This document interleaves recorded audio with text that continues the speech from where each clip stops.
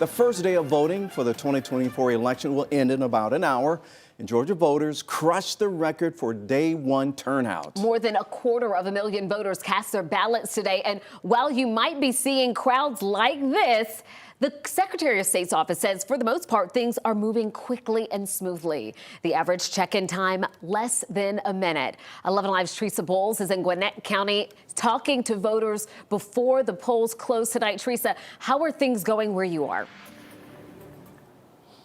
Well, guys, when I got here around 11 this morning, the line was wrapped around the building. Now I can actually see the end of it. Things are slowing down, and the voters I talked to said they didn't mind the wait.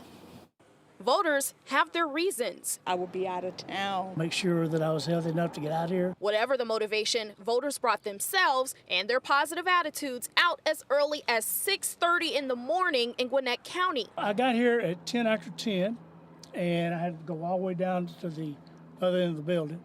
And I was in line 50 minutes, and then inside another 10 minutes. Though R.D. Lee says inside was smooth sailing, there was a wait. However, I sensed no frustration. Many of them just chit-chatted to pass the time. I actually was very surprised by the turnout. I didn't think it was going to be as many people out here as early as it is. But 24-year-old Christopher Clements happily made the hike to the back of the line. He stood behind voters who held his spot for him. This election is probably one of the most, what some might label or categorize as sensitive. This is Clements' second presidential election, but Lee says this isn't his first rodeo. He thinks voters are more enthused than ever. I think it's going to be a larger turnout than they're predicting, and like it was back when Reagan ran. Thank you, Lord, though, because we need to get out and make sure we vote.